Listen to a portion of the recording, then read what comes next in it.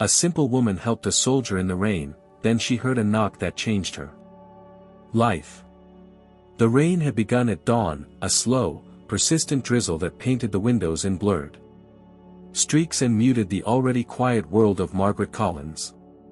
Her modest home stood alone on a tree-lined road just outside the small town of Harmony, Indiana, surrounded by the withering remains of a once vibrant autumn.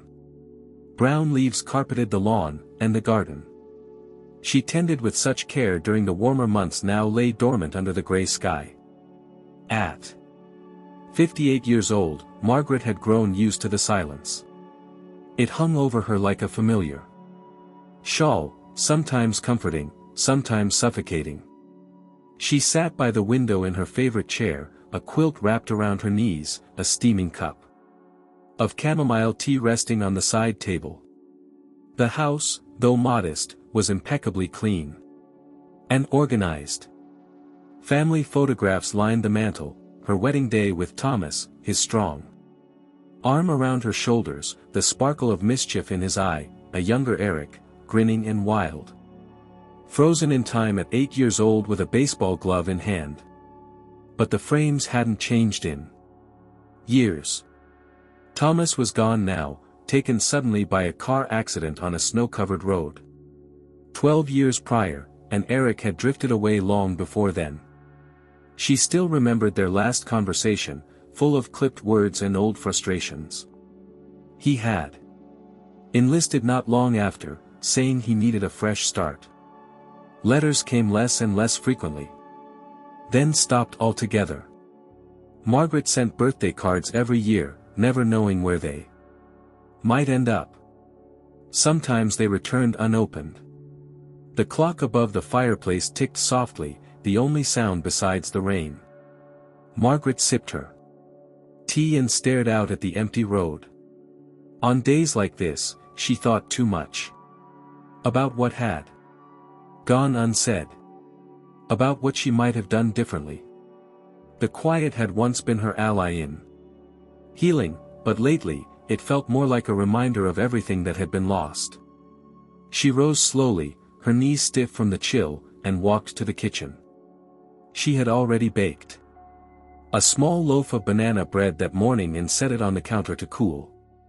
Routine was her refuge, morning tea, afternoon walk if the weather allowed, a phone call every Sunday with her neighbor Lorraine, and the occasional church gathering. Though she seldom missed a chance to help others, she mostly kept to herself. Her days were full of small kindnesses and long silences. Outside, the rain intensified, drumming softly against the windows. She stood by the sink, looking out at the road. The town was small, and strangers were rare. She wasn't expecting anyone, not the mailman, not Lorraine, not even a delivery. Yet something, perhaps instinct, made her linger at the window a moment longer. And that was when she saw him. A figure, alone, standing still in the downpour. He was just beyond her gate, unmoving, his head bowed beneath the weight of the rain. The uniform was unmistakable, though soaked and dirted, army green, with a faded patch on the shoulder. He carried no umbrella, no bag, no sign of where he had come from or where he was headed. His presence in that quiet Indiana lane was so strange it might have been a dream, except for the water pooling around his boots and the slow rise and fall of his chest. Margaret's heart gave a strange lurch. For a moment, she simply watched him, her hand resting on the windowsill.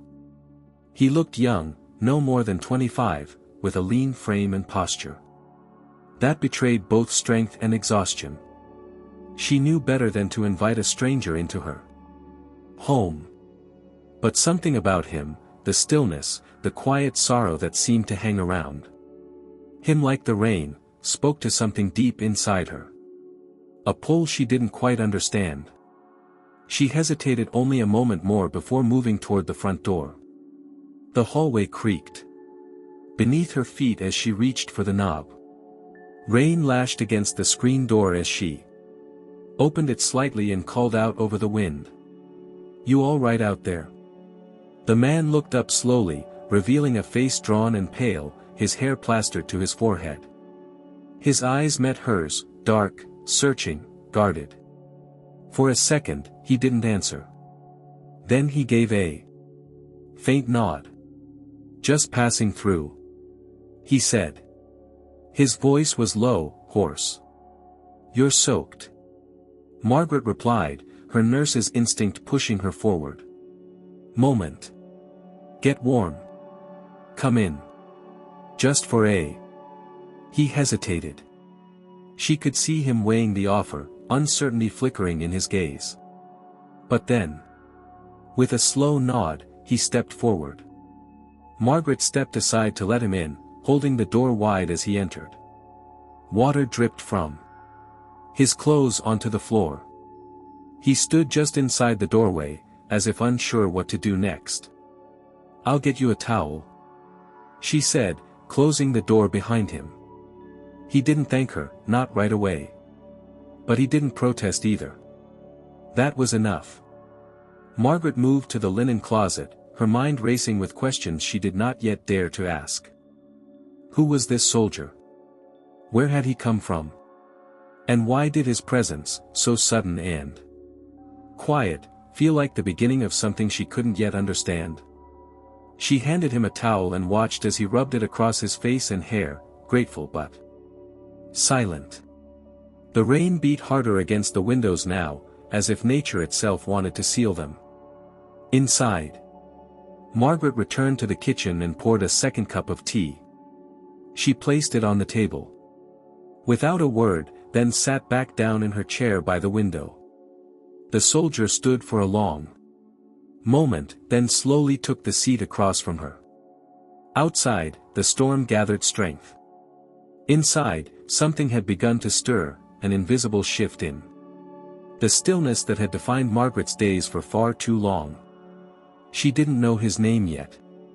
But she would. And soon, that name would lead her down a path she had never expected to walk again. A path that began with a knock in the rain. The kitchen was warm with the faint scent of banana bread still lingering in the air. Margaret sat silently, her hands wrapped around her cup, watching the steam rise as if it held answers to the questions swirling in her mind.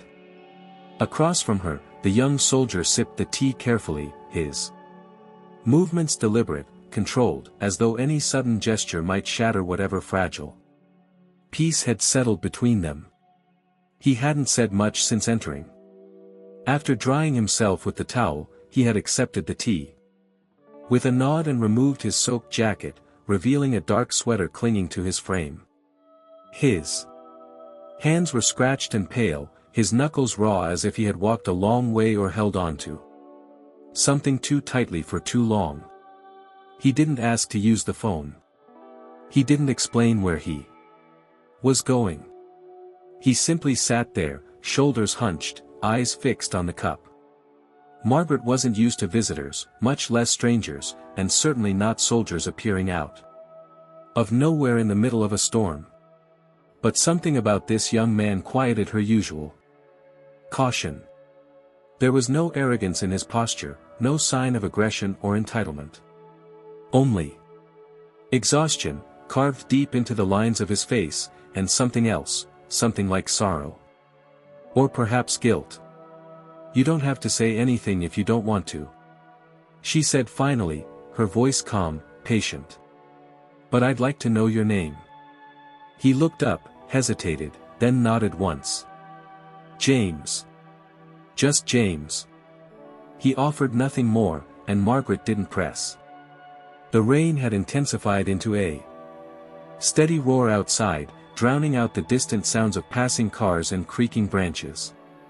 It was the kind of storm that could last all day and into the night. She glanced toward the clock. It was just past 3 in the afternoon, but the sky outside had already turned to slate. "Well, James," she said softly, "it doesn't look like you'll be getting very far tonight. The nearest town is a good 10 miles that way, and the roads flood when the creek rises. You can stay here until morning, if you'd like." James looked back down at his tea, his jaw tense. After a long pause, he gave a small nod. "Thank you." Margaret stood and moved toward the hall closet, pulling out a set of dry clothes left behind by Thomas years ago. They might be a little big, but they were clean and warm. She handed them to James and gestured toward the bathroom at the end of the hall. "You can change in there. I'll put your clothes in the dryer." James accepted the clothes silently and disappeared down the hall. Margaret gathered his soaked jacket and shirt, careful not to disturb the contents of his pockets, and placed them in the laundry room. She had questions, of course. Why was a young soldier wandering alone through a rural part of Indiana in the middle of a storm? Why did he look so lost, so disconnected from the world around him? But she knew better than to demand answers too soon. Some truths took time to surface, and she had the sense that whatever James carried with him was too heavy to share with a stranger over a cup of tea. When he returned, dressed in Thomas's old flannel shirt and jeans, he looked slightly less fragile. The clothes hung a bit loose on his frame, but they were dry, and the warmth seemed to soften his expression. He stood uncertainly near the doorway, as if unsure whether he was welcome beyond this brief gesture of hospitality. "I made some banana bread earlier," Margaret said, already cutting a slice. "Peace. Still warm. Have a." James sat again, accepting the plate without a word.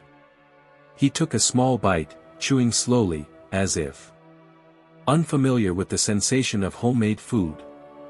Margaret watched him carefully, not with suspicion, but with quiet curiosity. There was something in his manner that reminded her of patients she had once cared for, those who had seen too much, too young, and returned to a world that no longer fit the shape of them. "You from around here?" she asked gently. He shook his head. "No." "Where were you headed?" James glanced toward the window, the rain now falling in thick sheets against the glass. "Needed to walk for a while. Just." She understood the need to walk. Sometimes you had to move your body just to stop your mind from collapsing inward. Still, there was something deeply unusual about his presence here.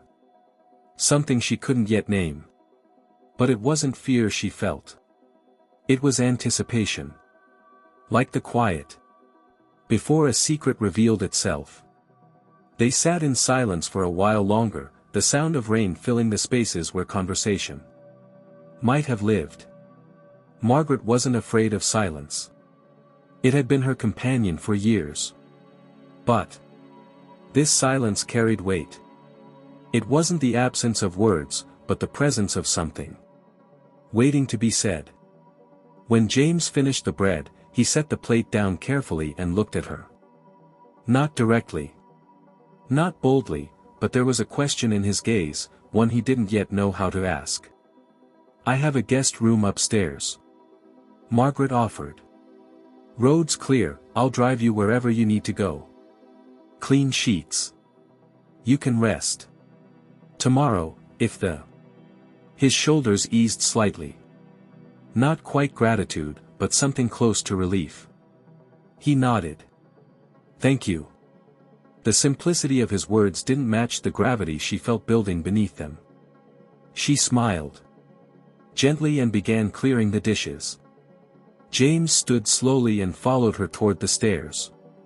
His steps careful, as if each one carried a memory he didn't want to disturb.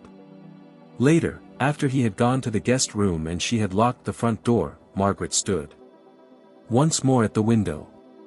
The rain showed no signs of stopping. She watched the empty road.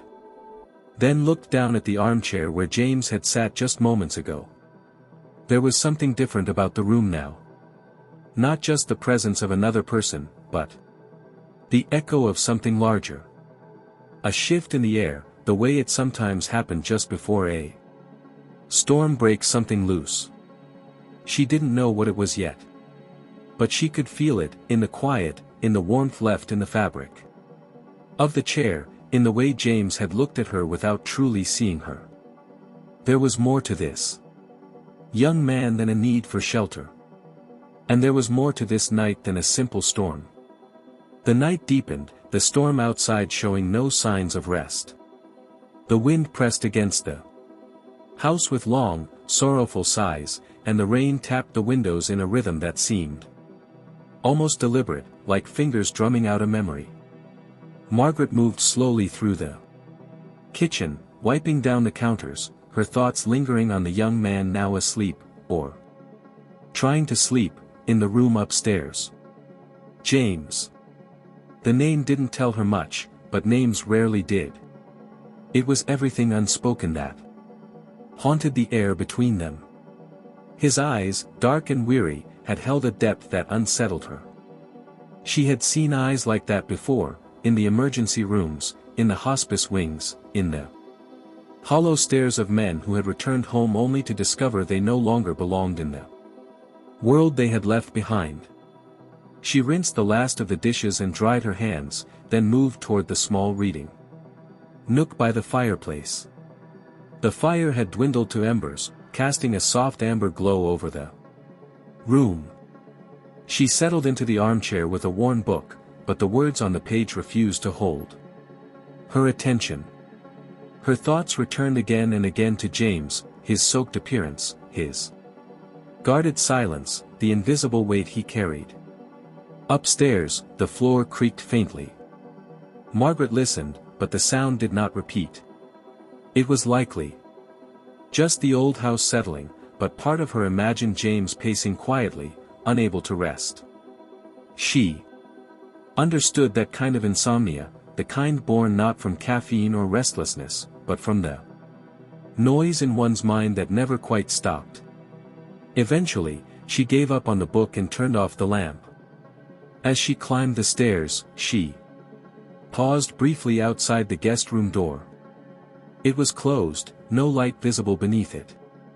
She moved past it quietly, entering her own bedroom and changing into a long flannel nightgown before sliding under the covers. The house groaned gently as the wind shifted, and the storm's voice softened to a whisper. Sleep came slowly. Her mind kept revisiting small details, the way James held the teacup, the tension in his shoulders, the almost imperceptible flinch when she'd asked where he was going. She was not a woman prone to fanciful thinking, but something told her that this young man had not ended up on her doorstep by chance. There was purpose in his presence, even if he didn't yet know what it was. Hours passed. The clock on her nightstand ticked toward midnight. Just as Margaret was drifting into a shallow sleep, she heard movement downstairs. Not the creak of a settling beam, or the rattle of wind, but footsteps. Soft, hesitant, deliberate. She sat up, alert but not afraid. Pulling on her robe, she padded out of the room and down the stairs. The kitchen light was on. There, standing barefoot in the dim glow, was James. He was wearing the same flannel shirt, sleeves rolled to his elbows, and was staring at the sink as though trying to remember where he was. Couldn't sleep? Margaret asked gently. James turned, startled. For a moment, the tension returned to his posture, the instinctive alertness of someone who had learned never to let his guard down completely. But when he saw her, he relaxed slightly, nodding once. Sorry, he said. Didn't mean to wake you. It's all right, she replied. I don't sleep much anymore. He looked down at the floor, then back at her. His face was pale in the light, his eyes darker than before. He seemed younger now, stripped of whatever mask he'd worn earlier. Just a boy. Barely past his youth, caught in something far bigger than himself. I needed water, he said, though the glass in his hand remained untouched. Margaret moved toward the stove and filled the kettle. Tea might help more. James didn't answer, but he didn't object either. He sat at the table, his fingers tapping lightly on the wood, not in impatience, but in distraction. Margaret watched him carefully as she prepared the tea, the silence between them thick with questions. When she placed the cup before him, he looked at it for a long time before lifting it to his lips. He drank slowly, his eyes never leaving the steam that curled upward in delicate tendrils. "Thank you," he murmured. She nodded and sat across from him once more. The kitchen felt smaller now, the distance between them measured not in space but in trust. And for the first time since he had entered her home, James began to speak.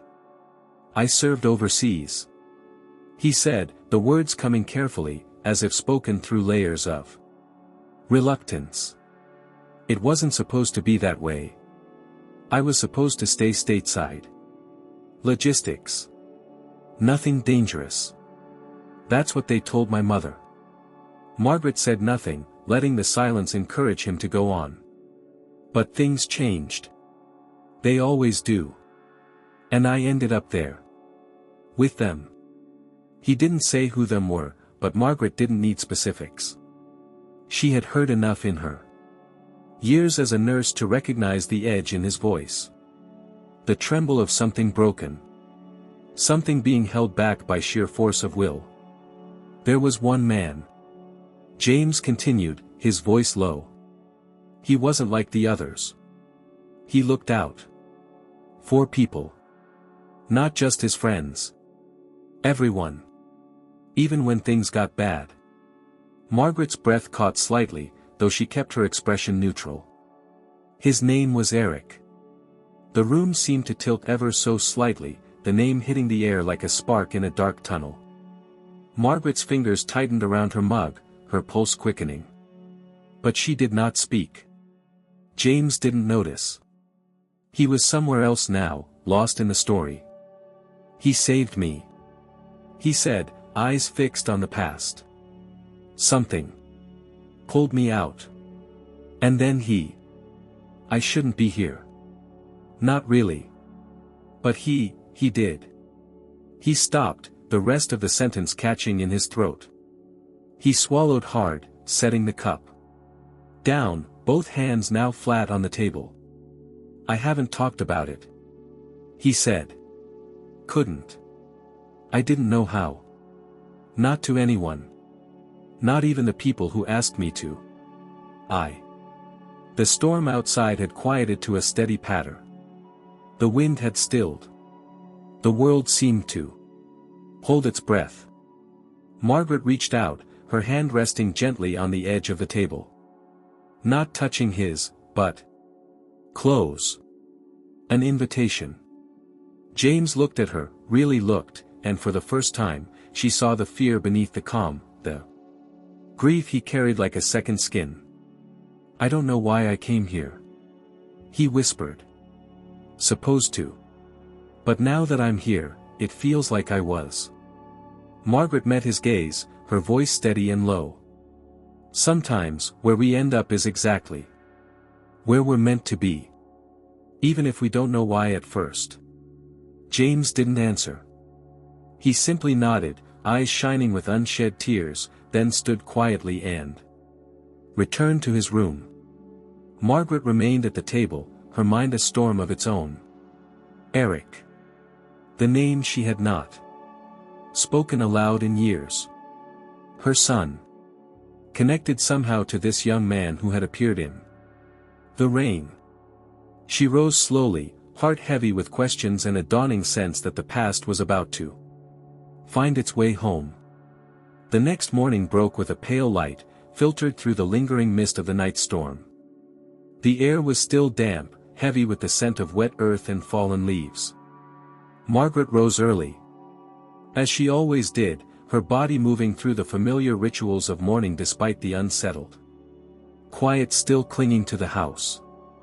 She moved softly, not wanting to wake James, who had remained in the guest room after their late conversation. She had lain awake for a long time.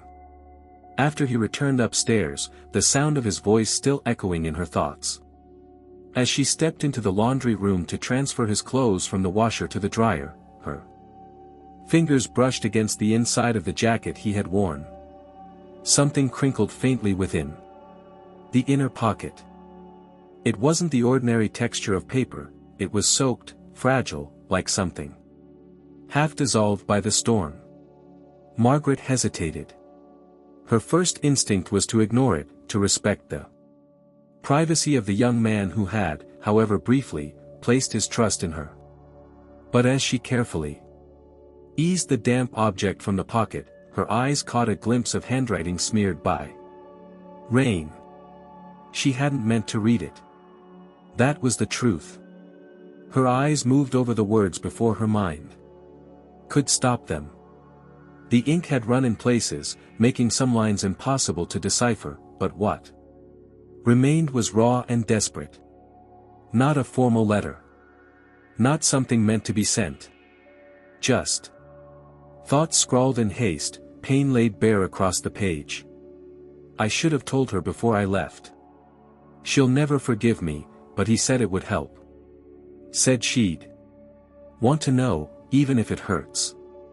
The words trembled on the page, broken by water and time. I can't do this anymore. Every day it gets harder to pretend. If something happens, and she never finds out the truth. A name appeared halfway down the page, one that struck Margaret like a sudden blow. Eric Collins. Her breath caught in her throat. Her fingers tightened around the damp paper. She had not seen her son's name written by another person's hand in over a decade. It was as if the paper itself carried the echo of his voice. There were no other details, no addresses, no explanations. Just emotion, bleeding through the ink, enough to rattle the calm she had built so carefully around her solitude. She folded the page and slipped it into her pocket. Not out of deceit, but because she needed time to understand, to piece together what was happening, to prepare herself for truths she hadn't dared imagine. She finished drying his clothes, placing them neatly on a chair in the hallway outside his door. When James emerged an hour later, freshly showered and more composed than he had been the night before, she offered him a warm breakfast without mentioning the note. He accepted. Quietly, murmuring a thank you, his eyes clearer but still distant. The day moved slowly, a strange suspension of normalcy in the house. Margaret busied herself with light chores while James sat in the living room, alternately reading a book she had lent him and staring out the window as if waiting for something he couldn't name.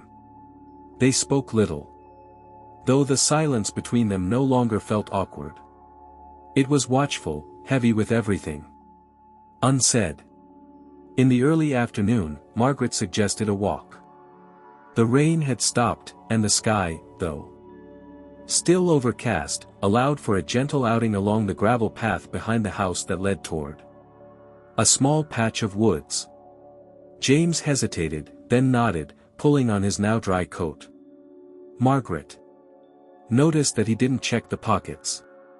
As they walked side by side through the damp leaves, the wind whispering through the trees, she asked, in a tone as light as the breeze, "Did you always plan on stopping here?" James shook his head. "No.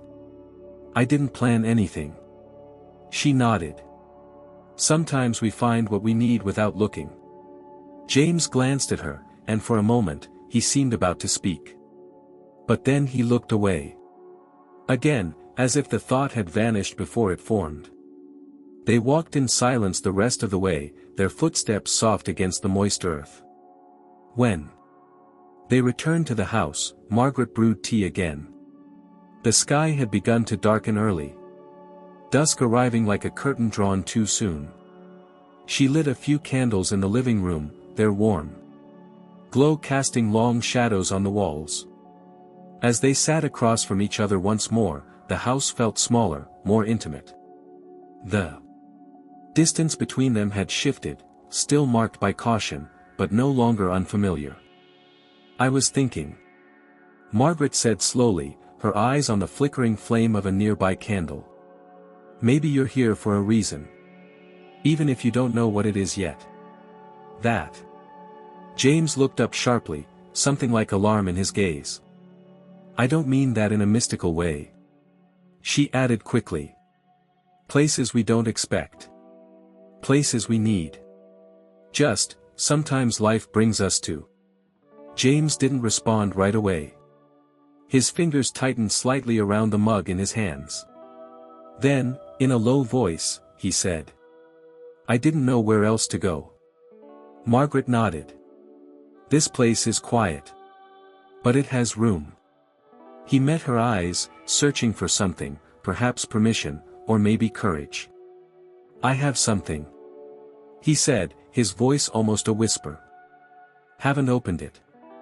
"Not yet. Something someone gave me." Margaret kept her expression neutral, her heart pounding quietly in her chest. "It's in my car," James continued. "I kept it there. Locked away. I don't know why I haven't looked. I guess I'm afraid of what it might say." Margaret didn't push. She simply said, "When you're ready." He nodded slowly, his jaw tense, eyes flickering toward the window where the darkness had fully settled in. That night, after James had gone upstairs again, Margaret returned to the small note she had found. She unfolded it carefully, reading the words again by the soft light of the fireplace. The name remained the clearest part, surrounded by uncertainty, sorrow, and unfinished thoughts. Her fingers traced the letters of her son's name, and for the first time in years, she allowed herself to say it aloud. Eric. The name filled the room like a whisper of wind through an open window. Whatever James had brought with him, it was not just a message. It was a thread, fragile but vital, that connected her to something she had believed lost forever. And she knew now that the story he carried was not only his. It was hers too. And it was just beginning. Margaret awoke the next morning with a strange energy buzzing in her chest, not quite anxiety, but something close. She moved through the early hours with deliberate calm, preparing a simple breakfast of toast and scrambled eggs while the sky outside lightened in shades of gray. The storm had passed, but the clouds remained, hovering low and thick, cloaking the house in a muffled quiet that matched the silence she and James had shared the day before. He emerged from the guest room just as she was placing 2 plates on the kitchen table. His hair was still damp from the shower, his face a little less pale than it had been. He looked better rested, but his eyes remained guarded. He offered a faint, almost shy, morning, and took his seat across from her without further comment. Margaret watched him eat with the eyes of someone trained to observe, quietly, without judgment, but with attentiveness. Every movement, every pause, every unspoken hesitation was noted. There was still something he was holding back, something more than simple discomfort or grief. It lingered in the way he avoided eye contact, the way his shoulders remained slightly hunched even when he sat. They ate mostly in silence. Margaret didn't speak of the note. She had folded it neatly and hidden it away in a drawer in her bedroom, still unsure what to do with it. She hadn't confronted James, hadn't asked about Eric directly. Part of her was afraid. Not of what he might say, but of the finality of hearing it spoken aloud. As long as she didn't ask, hope could linger. And yet, something within her had already begun to shift. After breakfast, James helped her clear the table, and they fell into a quiet rhythm of washing and drying dishes. It was such an ordinary scene, one that might have belonged to any mother. And son, any pair of people sharing a home. But the simplicity of the moment only made the tension more palpable. When the dishes were done, Margaret suggested they sit on the porch. The air had turned crisp. The kind of cool that signaled the true beginning of fall. Leaves rustled in lazy spirals across the yard, and the trees, once vibrant with color, had begun their slow descent into winter. She brought out a blanket and draped it across her lap, offering the other end to James, who accepted it wordlessly. They sat like that for a long time, watching the world in motion while remaining still.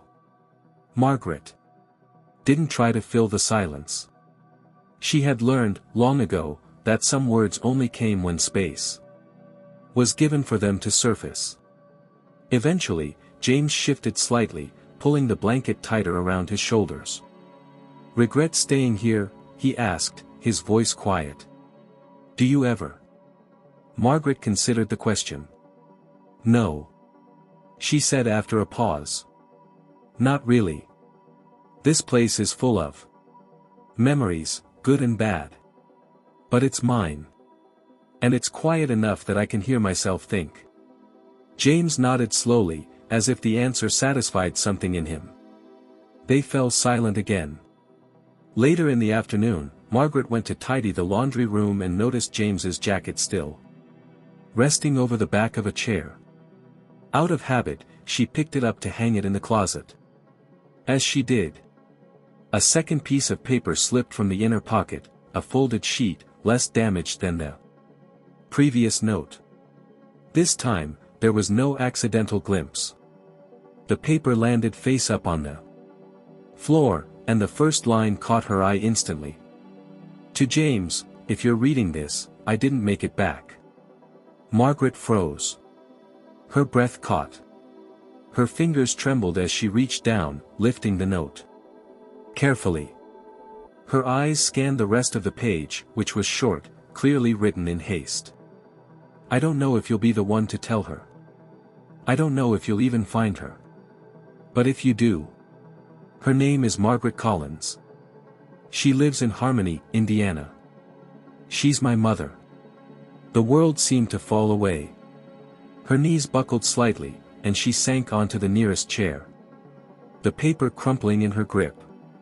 There it was, in her son's own handwriting. His name. Her name. The connection between them. A direct line drawn across time and distance and silence. She sat there for a long time, unable to move, the paper pressed against her chest. The name. The address. How long had James carried this? How long had he known who she was? Why hadn't he said anything? Her mind whirled with questions, but beneath the storm of thoughts was a single, steady beat of truth. James hadn't ended up here by accident. He had come for her. She waited until her hands stopped shaking before folding the note and placing it beside the first in her drawer. Then she returned to the porch. James was still there, staring out across the yard with a blank expression. He turned as she approached, as if sensing something had changed.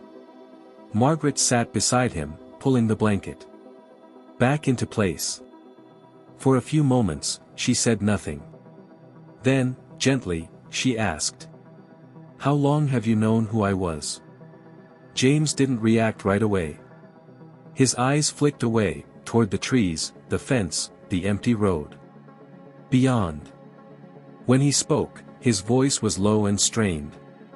"Since I got here. I wasn't sure at first. I only had the name in town. But when I saw the pictures on your mantle." He didn't finish the sentence. Margaret nodded slowly. "And the note? The one from Eric?" James's shoulders tensed. "I couldn't bring myself to read it. I thought it should come from him. Somehow. Even if he wasn't, even if I was the one holding it." She looked at him carefully. "You said he saved you." James swallowed hard. "He did. More than once." There was a silence then, deeper than any they'd shared before. Margaret felt the weight of it pressing on her chest, but she didn't turn away from it. She let it settle, let it exist between them. "I'd like to read the letter," she said at last. "When you're ready." James nodded, the motion stiff but certain. "It's in the car." "I'll get it." Margaret didn't stop him. She sat there, watching as he stood and walked toward the driveway. His steps slow and deliberate. The wind rustled the trees again, and somewhere in the distance, a flock of birds rose into the air with sudden, synchronized movement. She remained seated, the blanket around her, the chill seeping in, but her heart steady now. 4. The first time in years, the silence around her was not empty. It was full, of names, of truths, of voices long unheard but never forgotten. James returned moments later, a small, weathered box in his hands. He held it gently, as if afraid it might break. Margaret stood and opened the door for him. Inside the box was the letter that would soon connect the last decade of pain and separation. But for now, she took a deep breath and prepared herself for what was to come. Because no matter what the letter held, it was her son's voice she would hear. And that, at last, was something. The box sat between them like a sleeping animal, small, silent, but carrying the weight of something alive. James placed it carefully on the kitchen table as if even the slightest mishandling might disturb its contents. Margaret stood still, her arms folded loosely in front of her, unsure whether to sit or remain where she was. The candlelight flickered across the worn metal surface, highlighting dents and scratches that suggested it had traveled far and endured much. "I haven't opened it since he gave it to me," James said quietly. "It was the last thing he handed me." Margaret's breath caught. Her fingers twitched at her side, instinct urging her to reach for it, to touch something, anything, that her son had touched, to feel the proximity of him, even through a cold piece of metal. But she resisted. It had to come from James. She had no right to force it. James sat down slowly, his hands hovering above the box. The house was still, the kind of silence that made the smallest sound feel like a thunderclap. Margaret lowered herself into the chair opposite him and waited, the pulse in her throat beating steadily. He didn't say much. James continued, his voice hoarse. "We were in the middle of something. The kind of thing you don't come back from. I thought we'd both be gone by morning. But he looked at me and shoved this into my hands. Told me to find you if I made it out." Margaret nodded, not trusting herself to speak. "He said your name like it mattered more than anything. He didn't cry. I don't think he could. But he said, 'Tell her I didn't run away.' Then he pushed me. Literally pushed me toward the medevac crew while he stayed behind." James finally opened the box. Inside, wrapped in a faded cloth, was a bundle of photos, a small folded flag, and a letter. The envelope was stained, the edges curled from time and moisture, but the handwriting was unmistakably Eric's, sharp, rushed, confident in its own urgency. James didn't take it out. Instead, he pushed the box gently across the table toward Margaret. "You should read it," he said. Her hands trembled as she reached for the envelope. She held it for a long moment before opening it, as if the paper might shatter beneath her fingers. The seal broke with a soft tear, and she unfolded the letter inside. The words blurred for a moment as her eyes filled with tears, but she blinked them away and began to read.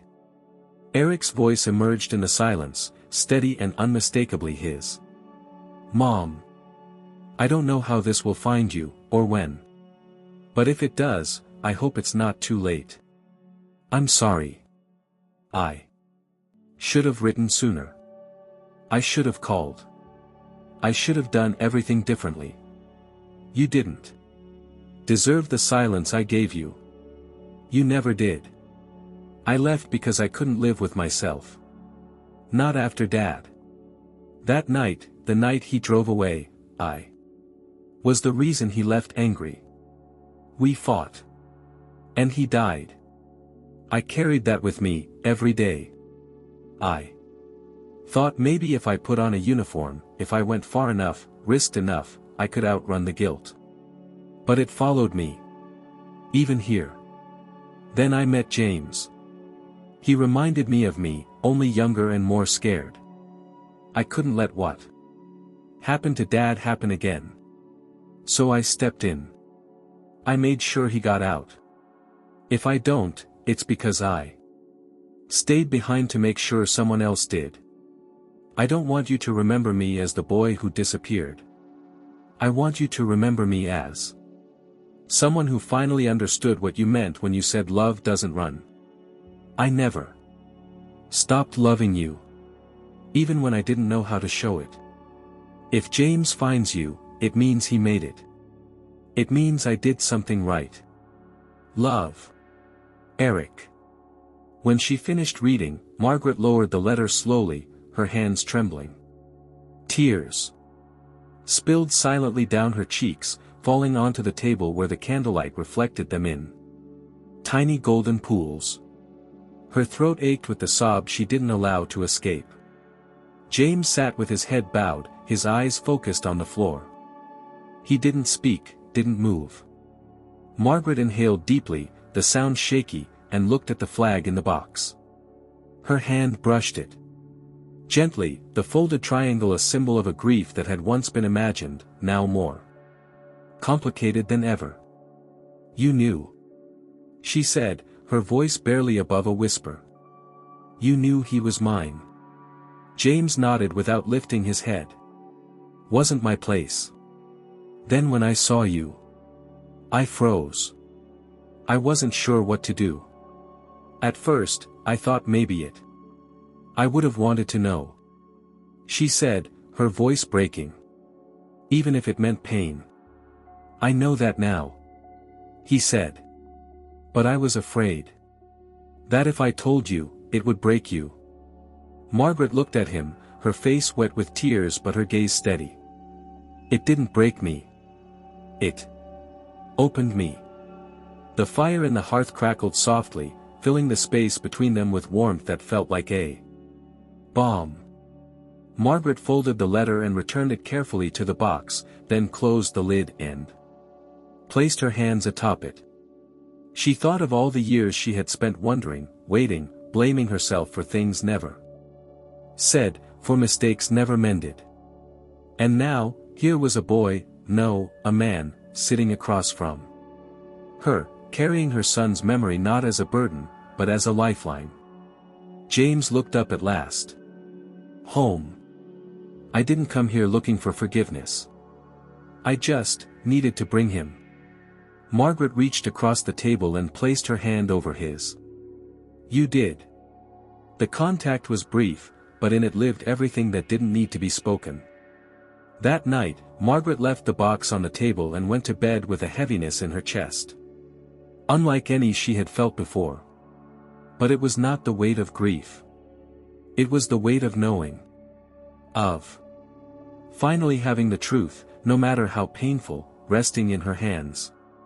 Upstairs, James remained awake long after the house had gone quiet, staring at the ceiling. Listening to the wind that had returned outside. Not a storm this time, but a whispering breeze. Soft and constant. He didn't know what tomorrow would bring.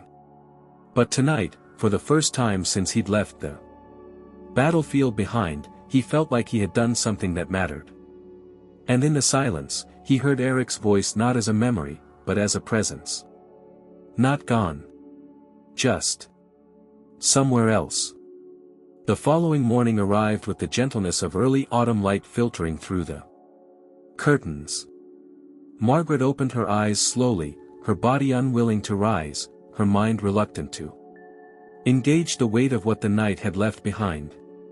The letter from Eric remained vivid in her thoughts, each word replaying in a quiet loop that felt both like comfort and pain. She lay still for a long time, her hands resting on her chest, the silence around her no longer just the absence of sound, but the presence of something long awaited and deeply real. Downstairs, the kitchen was already filled with the scent of coffee. James had risen early. When Margaret entered the room, he was seated at the table, nursing a half-empty mug, his gaze lost through the window. He looked over when he heard her, the fatigue clear in his expression, but something else too, something that might have been peace. "Morning," he said, his voice rough from sleep. "Morning," she replied, her tone softer than usual. She moved to the counter, poured herself a cup of coffee, and joined him at the table. Neither of them spoke right away. They sipped in silence, the kind that no longer pressed down on them, but rather surrounded them like a shared blanket. Outside, the trees stirred in a gentle breeze, leaves whispering secrets to the ground. Margaret was the first to speak. "There's more, isn't there?" James hesitated. "Yeah." She set her cup down carefully. What happened? What you saw? I need to know. Not just what Eric wrote. Everything. Where he. James looked away, his jaw tightening. "It's not easy to talk about. Some of it I still don't understand. We weren't told everything. You learn to survive on fragments. Fragments are all I've had for years." She said. "Give me yours." He looked back at her then, truly looked, and nodded. "I met him 3 weeks after I arrived. We were stationed in a small outpost, remote and under-equipped. It was supposed to be low risk, but that changed quickly. We were ambushed. More than once, pushed back, reassigned, moved again. Eric, he wasn't like the others. He didn't talk much about home, didn't keep pictures or letters close like most guys did. But he always carried one photo in his jacket. I caught a glimpse once, him and a woman. I assumed it was his wife. Later, I realized it was you." Margaret's breath hitched slightly, but she remained still. He was quiet but protective. If someone was having a hard day, he noticed. If someone made a mistake, he helped without shaming them. When things got rough, people looked to him without realizing it. He didn't want to lead, but he did anyway. James paused, his fingers curling around his mug. "The day he gave me the box, we were in transit. There were rumors we'd be hit again. Tension was high. That night, the convoy stopped near a ridge. That's when it happened, an explosion. Chaos, shouting. I got thrown. I don't remember everything. Just flashes. Smoke, heat, panic. Eric pulled me out of the wreckage. I was bleeding. Couldn't walk." Margaret's hand tightened around her cup. "He carried me. I kept telling him to leave me, but he wouldn't. He got me to the evac site. Handed me that box, and said your name. Then he turned and ran back toward the others. Toward the fire." James's voice faltered. "He never came back." The silence returned, heavier now. Margaret didn't cry. She had done that the night before. Now, she simply felt the hollow ache of knowing, not wondering, not fearing, but knowing. "We waited for word," James said after a while. "Report. Just missing in action. But no one knew. No confirmation. No body. No. And they never followed up?" she asked. He shook his head. "Didn't prioritize it. Too many variables. Terrain was rough. Access was limited. Command. Margaret stared at the table. So he could be alive. James's shoulders rose in a helpless shrug. You start to accept what silence means. I wanted to believe that. Still do. But after a while. She stood then, unable to sit any longer, and walked toward the window. Her reflection met her. In the glass, older now, but steadier. There were no answers waiting outside, just the same road, the same trees, the same quiet sky. But now, inside her house, inside her chest, a storm had begun to move. You mentioned he gave you something, she said, not turning around. Before he left. James nodded. The box. The letter. And this. He reached into the pocket of his coat and pulled out a small pendant on a chain. Simple, brass. Scratched. Margaret recognized it immediately. It had once belonged to her husband, Thomas. A keepsake he wore until the day he died.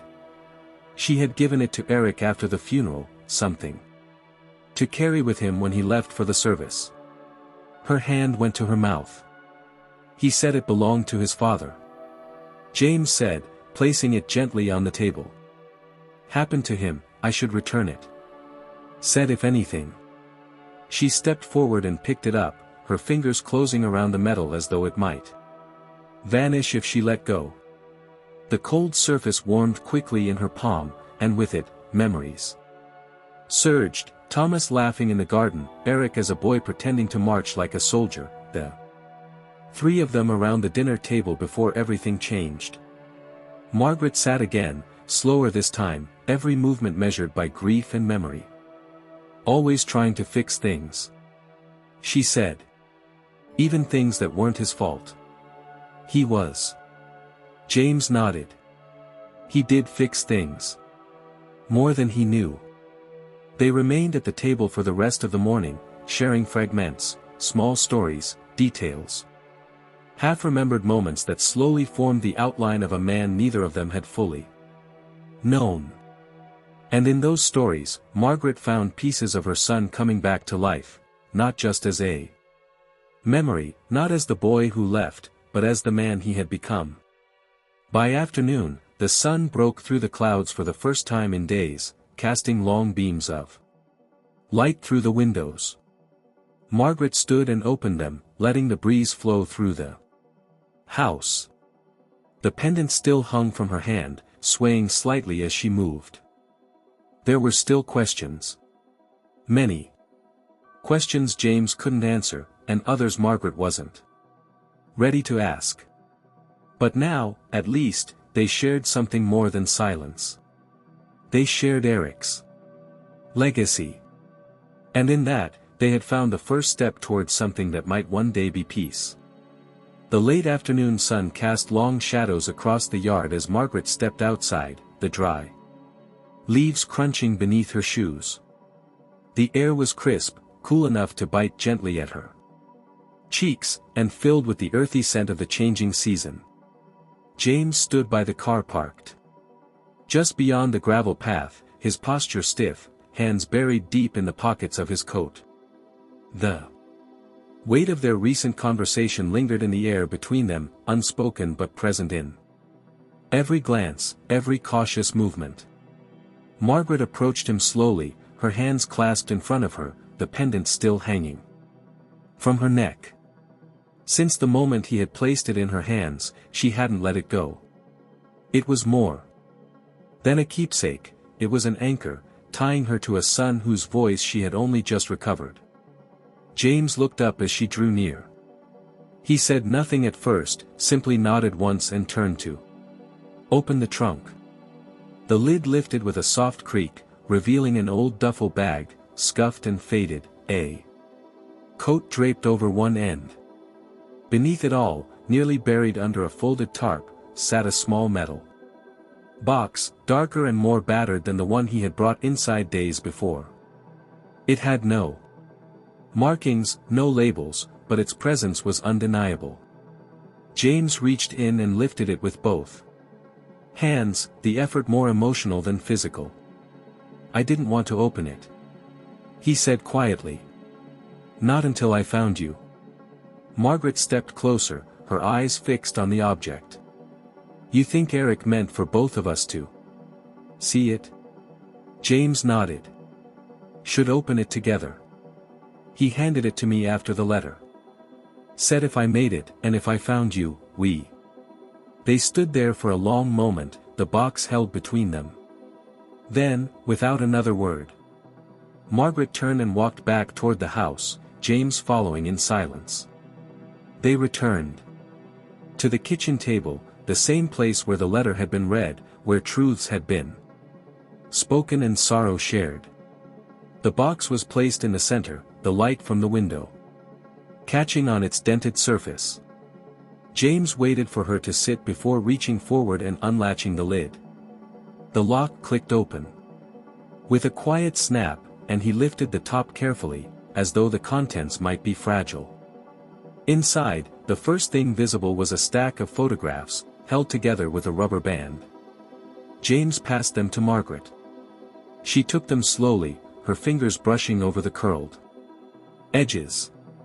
The first image was of Eric, younger than she remembered him, but unmistakably him, his smile subdued, his eyes watchful. He stood with 3 other men, arms around each other's shoulders, dust and sun in every line of the image. The next photo showed the same men in a different setting, tents in the background, nighttime, faces lit by the soft glow of lanterns. She flipped through them slowly, each photo a small window into a life lived far from her own. James remained quiet, letting her absorb them at her own pace. When she reached the end of the stack, she found a photograph she recognized. It was the one she had given Eric before he left, her and Thomas, standing in front of the garden, sunlight caught in her hair, Thomas's arm around her waist. Her breath caught at the sight of it. "He carried that with him," James said. "All the time." Margaret nodded, unable to speak. Beneath the photographs was a folded piece of canvas. James unwrapped it to reveal a small, worn journal. The cover was cracked, the edges frayed, but the pages within were intact. He handed it to Margaret, who opened it carefully. The handwriting was Eric's, smaller now, more hurried. She flipped through pages filled with reflections, observations, brief entries that read like conversations with himself. Most were undated, scrawled in ink and pencil, interrupted by doodles, numbers, or names. Margaret read aloud one entry, her voice steady but quiet. "March something, I've lost track of days. We're moving again. James had a fever last night. I stayed up with him, just in case. He reminds me of me. I keep thinking about Mom. Wonder if she still makes coffee the way she used to, too strong for anyone but Dad. I miss the quiet of home."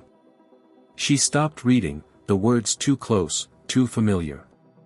She flipped to another page, one with a sketch of a small house, unmistakably similar to her own. Beneath it, Eric had written, "If I ever make it back, I'll sit on the porch and watch the trees change. Nothing loud. Just quiet. That's all I want." James leaned forward. "He talked about you more than anyone else. Not to everyone, just me. Said he was tired of being angry. Said he'd carried it too long." Margaret turned another page, then another, absorbing each fragment of her son's thoughts. The journal was like a bridge, connecting the person he had become with the boy she had once known.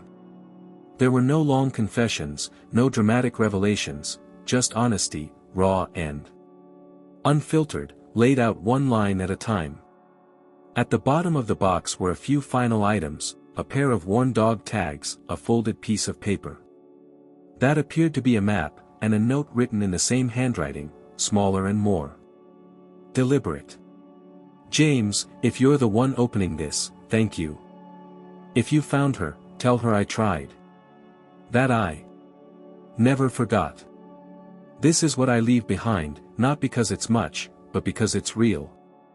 Margaret closed her eyes and held the box to her chest. The room around her faded. She was no longer in the kitchen of her quiet Indiana home, but sitting with her son under a foreign sky. Listening to him speak not with words, but through the keepsakes he had chosen to preserve. James watched her, his expression solemn but calm. Belongs with you now. I've carried it long enough, he said. It. Margaret looked at him, her eyes still shining. It belongs with both of us. They spent the rest of the afternoon going through the contents slowly, savoring each discovery. The photographs were placed in frames. The journal was set carefully on the mantel, a quiet centerpiece in a house once filled only with absence. As dusk approached, Margaret brewed tea again. This time, when they sat on the porch, there was no weight in the silence. Only presence. James leaned back in the chair beside her, arms resting on the wooden arms, his gaze turned toward the fading sky. I used to think closure meant forgetting, he said. Margaret shook her head gently. And still choosing to live. Closure isn't forgetting. It's knowing. It's holding the pieces. James nodded, letting the word settle. The night deepened. No storms. No wind. Just the sound of crickets, the slow breath of the earth exhaling under the stars. And in that stillness, two people who had carried grief in different ways now carried it together. Not as a burden, but as proof of love never lost. The following day broke with a rare clarity. Sunlight streamed through the kitchen windows, striking the wooden floor in long golden beams and bringing a fragile warmth to the quiet space. Margaret stood by the stove, gently stirring a pot of oatmeal. She hadn't slept much the night before, not from restlessness, but from an emotional fullness that seemed to have rooted itself deep in her chest. The images from Eric's journal, the keepsakes from the box, the final note addressed to James, all of it played over in her mind like a slow film. James entered the kitchen just as she was setting the table. He looked different, not in his face or posture, but in his energy. Something had eased in him, like a muscle long clenched finally allowed to relax. He gave her a slight nod and sat down, reaching instinctively for the coffee pot.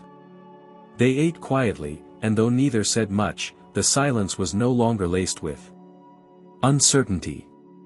It was the kind that grows between people who have seen something sacred together and have no need to speak it aloud again. After breakfast, Margaret retrieved the envelope Eric had addressed specifically to her. She had found it tucked behind the last panel of the metal box, hidden beneath the canvas lining. It was thicker than the first letter, the paper folded several times. Her name was written across the front, in his unmistakable handwriting. Mom. Nothing more. She held it for a long moment before she turned to James. Would you read it to me? She asked. James looked surprised but didn't hesitate. He accepted the envelope gently and unfolded the letter. His voice, soft and steady, began to carry Eric's words across the room. Mom. If you're hearing my voice through these words, it means somehow this found its way to you. I don't know how long it will be between the moment I wrote it and the moment you read it, but I hope it's enough time for you to believe that every word is true. Margaret closed her eyes, the sound of her son's voice, as echoed through James, unspooling the distance between the years. I was never good at saying things out loud. You used to say I was like your father in that way. That we both thought our silence meant we were strong. But it didn't. It just meant we were scared. I was scared. Of your disappointment. Of my own reflection. Of the things I couldn't undo. James paused briefly before continuing. When Dad died, I blamed myself. I never told you about the fight we had. He told me I wasn't acting like a man, and I yelled at him that I didn't want to become one if it meant being like him. He didn't say anything back. He just left. Hours later, he was gone. And from that day on, I carried the belief that I killed him with my words. Margaret flinched, but she didn't interrupt. Her hands rested on her lap, clenched lightly. I know now that I didn't. I know it wasn't my fault. But knowing doesn't erase the damage done by years of guilt. I enlisted thinking it would change me. That discipline, distance, danger, something would make me forget. But I didn't forget. I just grew quieter. And in the quiet, I missed you. James looked up briefly, eyes meeting Margaret's. Then he returned to the letter. I missed the way you hummed while cooking. The way you used to sit in your garden even when it was too cold, just to feel the sun on your face. I missed the way you used to make tea. When you were worried, as if the warmth alone could mend whatever was wrong. I missed all of it, and I never found the courage to say so. Margaret's eyes shimmered, her fingers now folded tightly together. She didn't cry, but her lips trembled. I met someone here, James. He reminded me what it means to protect without needing. Thanks. He asked questions I didn't want to answer, but he never stopped listening. When the time came, he became the reason I made peace with what I'd done. Not because I could fix it, but because I could do one thing right, make sure someone else got home. James's voice grew softer now. If I don't make it, I want you to know that I left trying to be the kind of man you always believed I could be. I want you to forgive me for the silence. I want you to know that my love for you never left. I buried it under anger, guilt, fear, but it was always there. He paused again, clearing his throat. You gave me everything, and I gave you distance. But if these words reach you, I hope they bring me back. Not as a soldier. Not as a name etched in a report. But as your son. The boy who loved banana bread and late-night talks. The boy who remembered. There was a final line, scribbled more hastily than the rest. I love you, Mom. I always did. I just forgot how to show it. James folded the letter again and placed it gently on the table. The room fell into silence, one not of sorrow, but of reverence. Margaret remained motionless for a moment longer, then finally looked up. Her eyes were red. But she smiled. That was him. She said quietly. That was my Eric. James nodded, emotion caught behind his own eyes. He was a good man.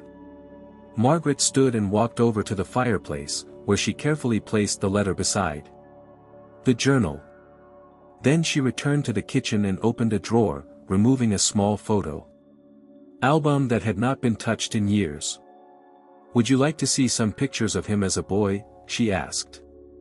James nodded. I'd like that. They spent the next hour paging through the album. Margaret pointed out birthdays, holidays, camping trips, moments frozen in time. James listened intently, asking questions, laughing softly at the stories she shared. And as they sat side by side, the distance between past and present continued to close.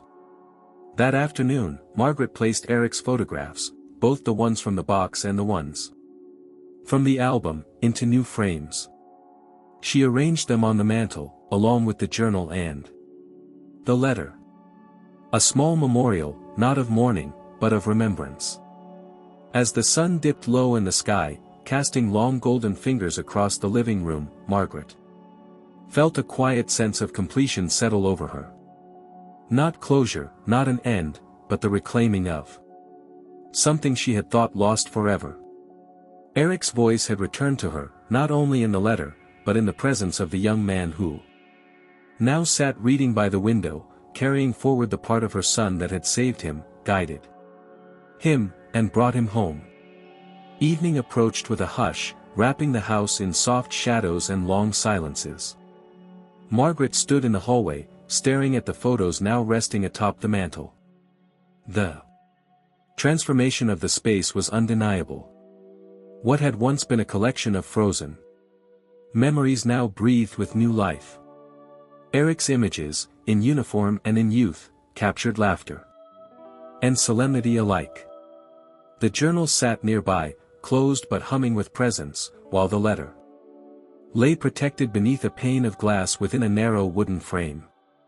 There was no fanfare, no polished display, only honesty. Loss without theatrics, memory without illusion. James was in the living room, leafing through a local newspaper he had found on the porch. Margaret walked in slowly, her hand resting for a moment on the edge of the armchair before sitting opposite him. He looked up, folding the paper neatly and setting it aside.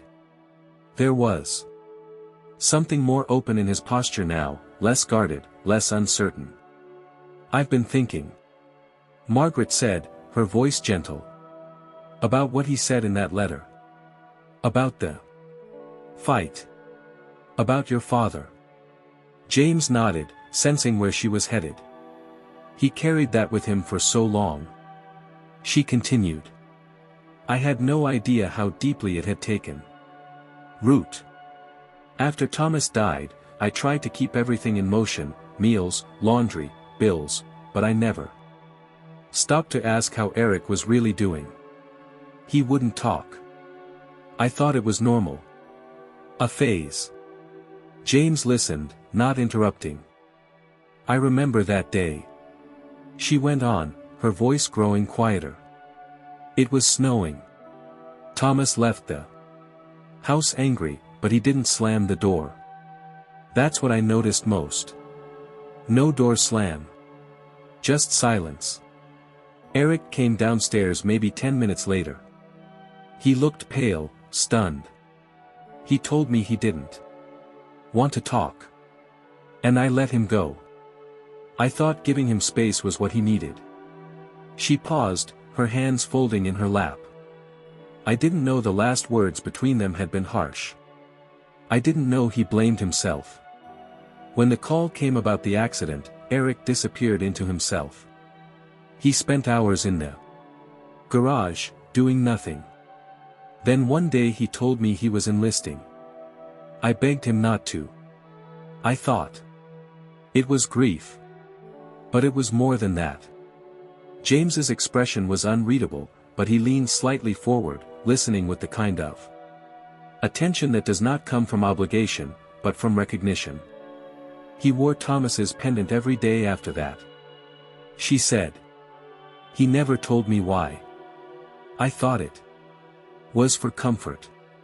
But now I see it was punishment. Carrying the weight of a man he believed he had driven away." James exhaled slowly. He never talked about his father, not in detail. But I could feel it, like a shadow always following him. He didn't run from it. He let it press on him. Margaret nodded. "I wonder if I made it worse by not pressing him to talk. Maybe if I had insisted, he would have let some of it out. Maybe he wouldn't have left with all that inside." "You did what you could," James said. "You gave him a place to return to. Even if he never made it back, he carried the idea of home. That's more than most people get." They sat for a while in thoughtful silence, the ticking of the old mantel clock the only sound between them. Later, Margaret walked out to the porch, the air turning colder now, biting at her fingers. She pulled the shawl tighter around her shoulders and sat, her eyes fixed on the horizon, where the last light of day was slipping away. James joined her a moment later, a blanket draped over one arm, which he offered without a word. She accepted, grateful for the warmth. "The hardest part," she said, her voice just above a whisper. "Stopped writing." Why the calls stopped? Why the silence? Was never knowing why he. James nodded. He was ashamed. That's what he said once. Not of you. Of himself. He thought. Reaching out would force him to confront the hurt he'd caused. Margaret shook her head. All I ever wanted was for him to come home. Even if we didn't speak of it. Just to know he was safe. To see his face. I think he wanted that too, James said. But time passed, and the silence became harder to break. He said it was like trying to shout through a tunnel that kept getting longer. The longer he waited, the more he thought you might not want to hear his voice. Margaret turned her head slowly toward him. But I did. Every single day. James looked away, swallowing hard. He never stopped loving you, he said. He just forgot how to return. Those words hung between them, heavy with truth. Margaret breathed in slowly, then exhaled. Through the ache in her chest. The weight of everything, grief, guilt, longing, pressed inward. Not as punishment, but as evidence. Of connection. Of love never properly grieved. Of the strange way time reshapes sorrow until it becomes a part of you, indistinguishable from your very bones. James. She said softly. What made you come here? Really? He paused, then said. I needed to give him peace. And I needed to find my own. Margaret nodded slowly. Did you? He hesitated, then answered. Some of it. The rest. I think I'll find by staying. They fell quiet again. Behind them, the house stood steady. The lights glowed gently from within, casting golden shapes against the windows. Eric's presence lingered not as a ghost, but as something woven now into the fabric of the home, his words, his face, his memories. Returned and no longer hidden. As night fully descended, Margaret reached into her pocket and touched the pendant. It was warm now, as if holding the heat of something eternal. She didn't believe in signs. But she believed in love that never faded. In time reclaiming what it could. And in second chances, not just for others, but for herself. Inside, on the mantel, the clock chimed softly. And in its echo, Margaret heard the faintest sound of release, like a weight finally being set down, not with regret, but with grace. The morning came gray and silent, the kind of stillness that carried a strange, expectant weight. Margaret moved through the house with a calm routine, folding linens, dusting picture frames. Checking on the garden beds outside that had begun to yield to the cold. James had gone into town for supplies, taking the truck along the winding country road that cut through the fields just beginning to frost. The stillness of the house, once a daily presence, now felt more noticeable in his absence, a silence that no longer felt natural. She returned inside and sat for a while in the living room, hands wrapped around a mug of tea. That had gone lukewarm. The room had changed over the last few days. It bore the marks of shared time, of conversation and memory and reckoning. The box from the trunk still sat on the side table, untouched since they had explored its contents. The pendant lay around her neck. The letter remained framed on the mantel, alongside the journal and photographs, all quiet. Witnesses to the story that had unfolded between them. Margaret's thoughts drifted, not to what had been lost, but to what had been remembered. She had begun to feel something she had not dared allow in years, a slow return of connection, not only to her son, but to herself. She thought of Eric often now, but the memories didn't carve into her the way they once had. They arrived gently, layered in warmth, balanced by the sound of James's voice reading his words aloud. As the afternoon wore on, the sky darkened unnaturally early. Clouds gathered with a heaviness that suggested another storm was forming, and Margaret moved to the porch to pull in the cushions from the chairs. The wind stirred the trees restlessly, and leaves scattered in spirals across the path. She turned back to the door, then paused. Something caught her attention, a presence, a shift in the air. And then, a knock. Not urgent. Not loud. Just a simple, firm knock at the door. She stood motionless for a moment, heart stilled mid-beat. It wasn't the kind of knock you hear from delivery drivers or neighbors. It wasn't the mechanical rap of unfamiliar hands. It was deliberate. Measured. Her feet moved before her thoughts caught up. She stepped into the entryway, her fingers trembling slightly as they reached for the knob. She opened the door. There, standing on the porch in a worn coat, boots caked with dried mud, hair tangled by wind, was a man. Thin, hollow-cheeked, eyes shadowed by exhaustion and time. But the moment Margaret's gaze met his, the years collapsed in a single breath. Eric. She couldn't move. Her body refused to believe what her eyes had already accepted. His face was gaunt, changed by years she hadn't seen, by places she hadn't known, but the eyes were the same. Not the boy's eyes. Not the man from the photos. But him. Undeniably, impossibly. Him. His lips parted, but no words came. He took one step forward and stopped. His hand reached up slightly, but dropped again. Margaret didn't need him to speak. She stepped out onto the porch, reached forward, and without hesitation, wrapped her arms around him. His body was thin, tense, then softening into the embrace. He held on as though letting go would return him to somewhere far away, somewhere unforgiving. They stood like that for minutes, maybe longer. Time had lost all meaning.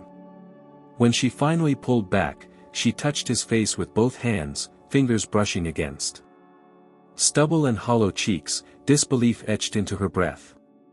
"You're here," she whispered. He nodded once, eyes shining but dry. "I came home." No explanation. No details. Just truth. She led him inside, guiding him like she had when he was young and sleepwalking through nightmares. The house welcomed him with quiet warmth. As he stepped across the threshold, his eyes moved immediately to the mantel. The photos. The journal. The letter. He walked slowly toward it, his steps measured, reverent. His hand hovered above the framed letter, then touched it with the gentlest of pressure. "You read it," he said, more breath than voice. Margaret stood near him. "James brought it." Eric closed his eyes. "He made it." She nodded. "He did. He found me. He told me everything."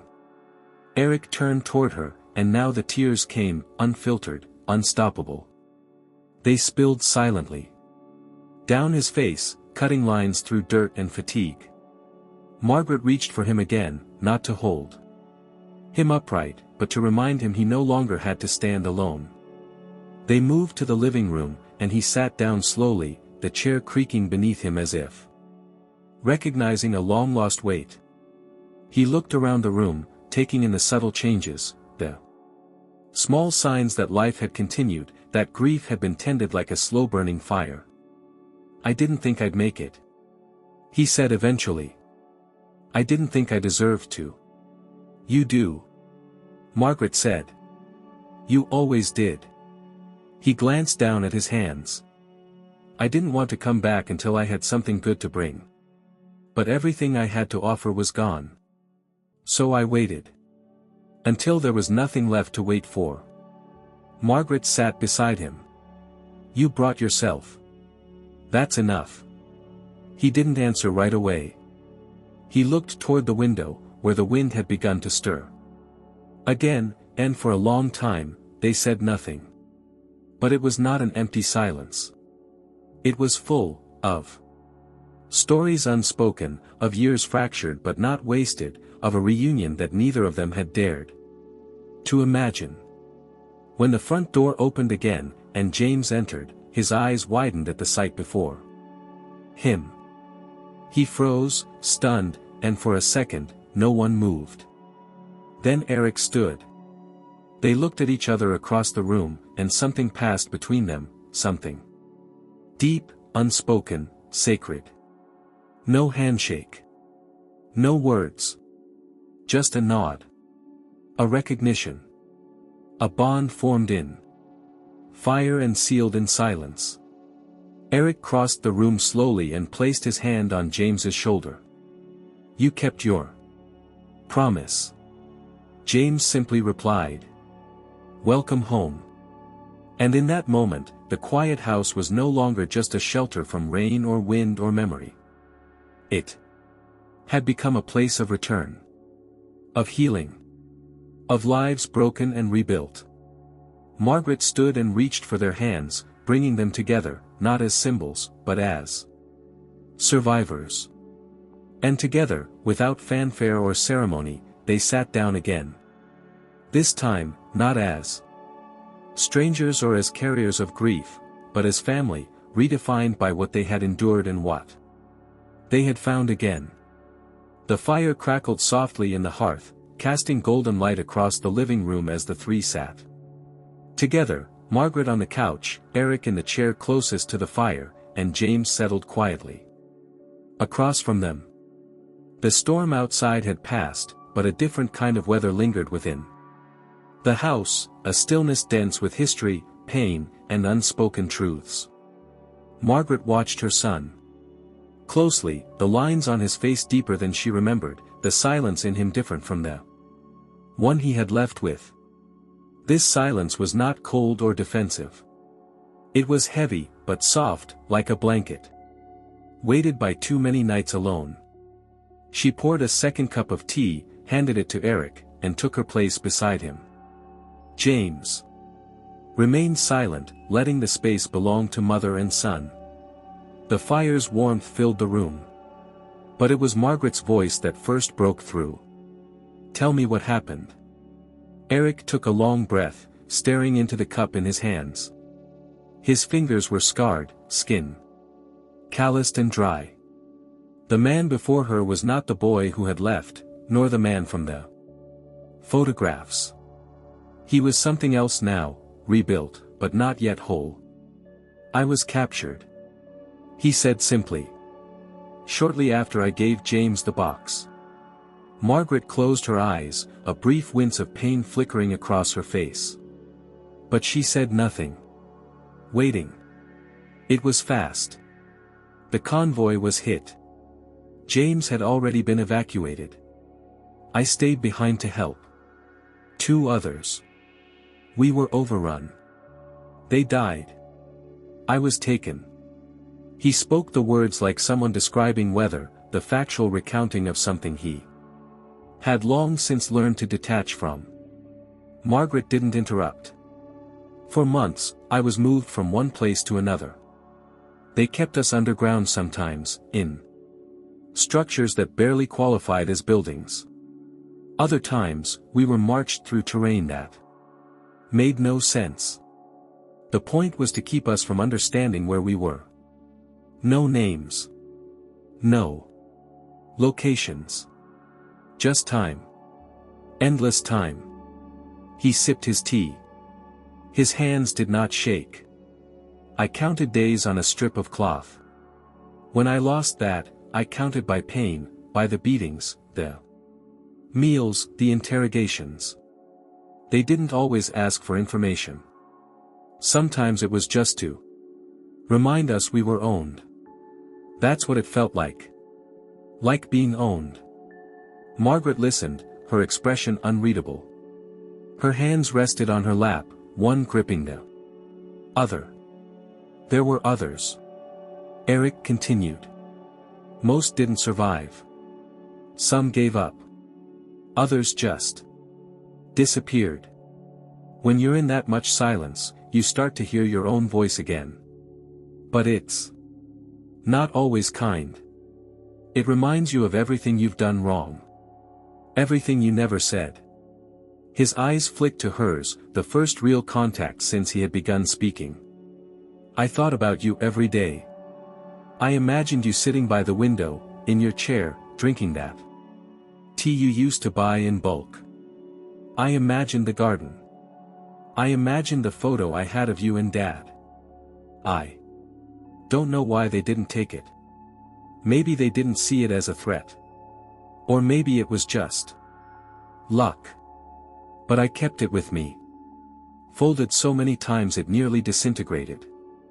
Margaret reached across the space between them and took his hand. It was rough and cold, but it curled around hers instinctively. There were nights, he said, when I heard his voice. Dad's. It wasn't real, I know that. But it was him. Saying the things I needed to hear. Forgiving me. Telling me I wasn't the reason he left. That I wasn't the cause of his death. Margaret's voice, when it came, was soft but firm. You weren't. Eric nodded slowly. Including myself. I know that now.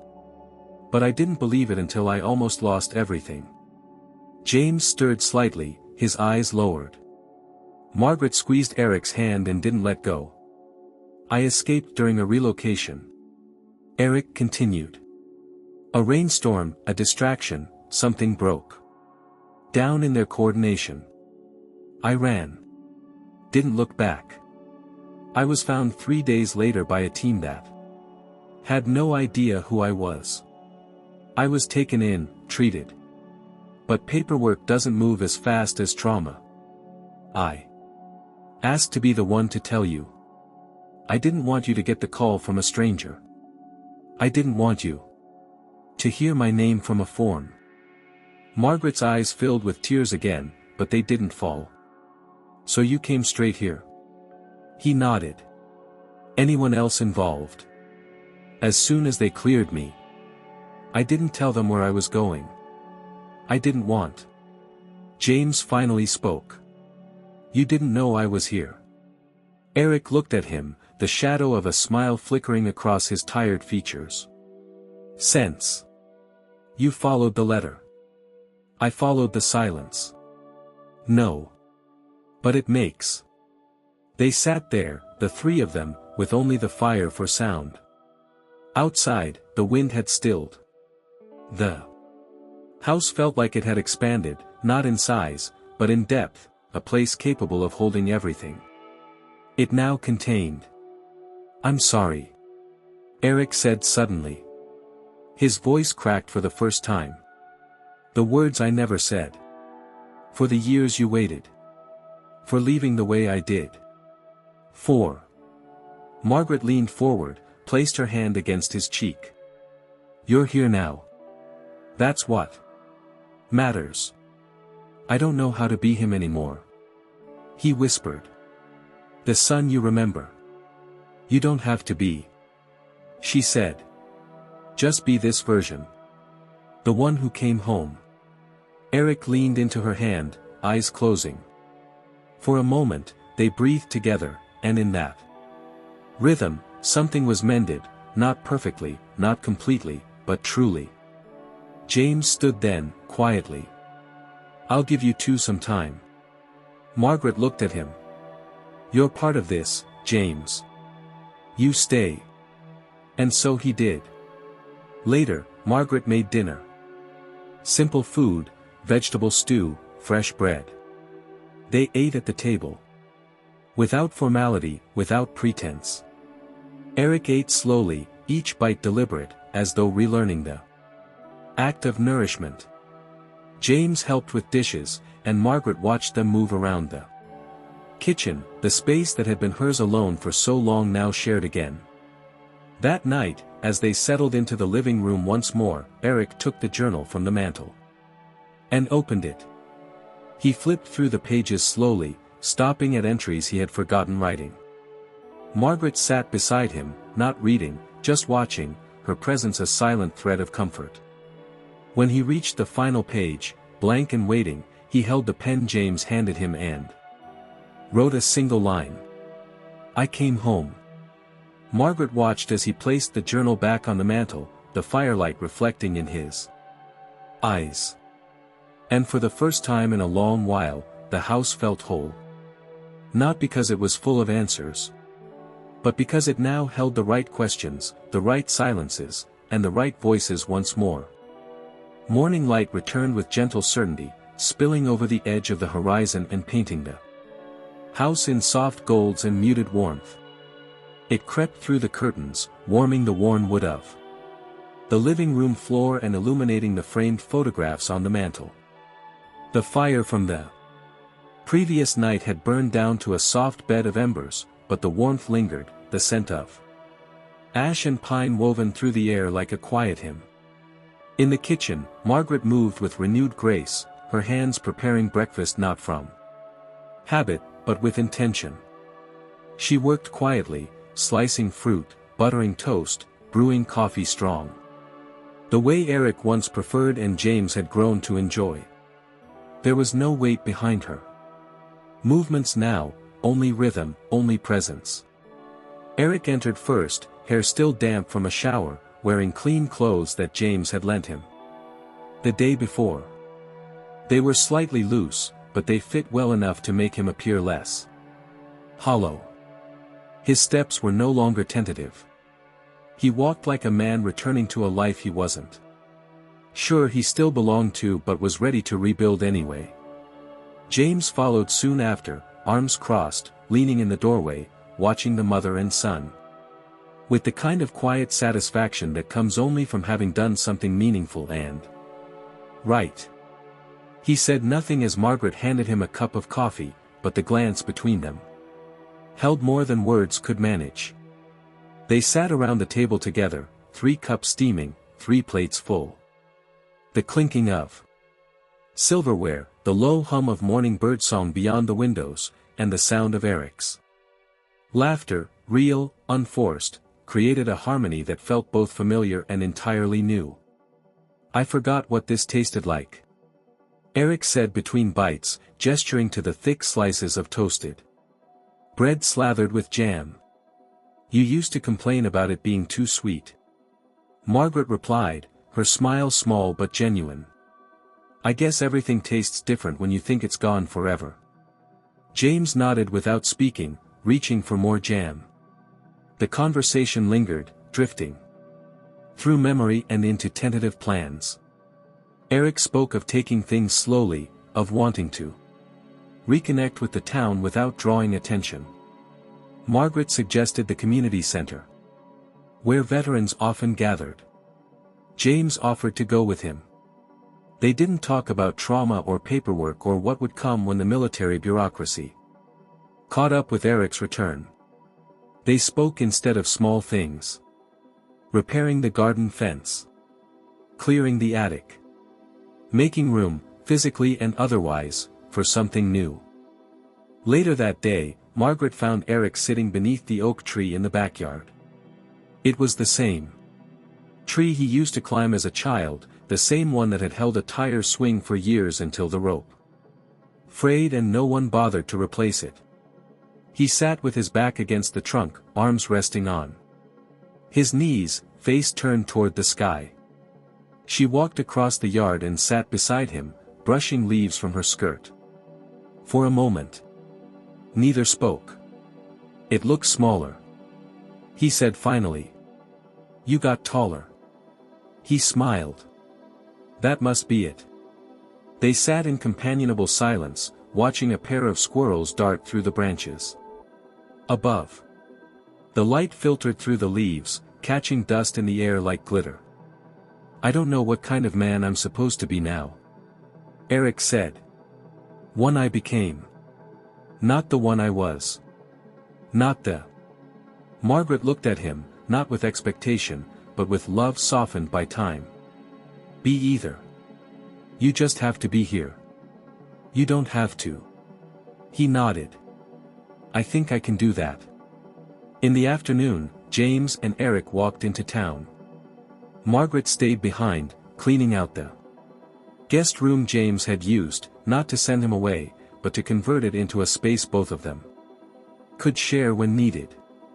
The house, once echoing with solitude, had become something else, an anchor, a hearth, a place of return. They came back with groceries, stories from the market, and a flyer for a town hall meeting. Margaret raised an eyebrow when James mentioned possibly volunteering at the local food pantry. Eric simply shrugged and said, "It's something to do." The days that followed settled into a rhythm. James decided not to leave right away. He took up a spare room, helped with repairs, and joined Eric for morning walks. They spoke less of the war and more of books, music, food. Margaret found herself laughing more, her house once again filled with footsteps and conversation, her kitchen with new smells and new messes. Neighbors began to visit. Lorraine from down the road brought a pie. The pastor stopped by to offer words of welcome. Eric kept his presence low but didn't hide. James answered questions with practiced diplomacy. Margaret let the town's curiosity pass like wind, acknowledged but not invited. One evening, Margaret found Eric sitting in the living room with the journal open in his lap. He was flipping through pages slowly, occasionally stopping to read a line aloud. "I wrote some of this during monsoons," he said. "I didn't think the paper would survive." Margaret joined him on the couch. "It did. So did you." He looked at her and asked, "Do you think people can ever really start over?" On the third Sunday after his return, they went to church together. Heads turned, whispers rippled through the small sanctuary, but no one intruded. After the service, the pastor asked Eric if he'd ever consider speaking to the veterans group. He said he'd think about it. Margaret watched from the doorway as James and Eric repaired the gate at the front of the property. Their laughter rose into the warm air, blending with the rustling trees and distant bark of a neighbor's dog. She stood with a hand against the doorframe, heart steady, eyes full. Her son was home. The soldier she had feared gone forever. And beside him stood the young man who had carried his memory, his message, and returned them both to her. The house no longer felt like a place of endings. It had become a beginning again. For all three of them. No fanfare. No grand declarations. Just a simple truth lived each day. Some lives, even when broken by war and silence and grief, can find their way back. Not to what they were, but to what they were meant to be. Together. Whole. Alive.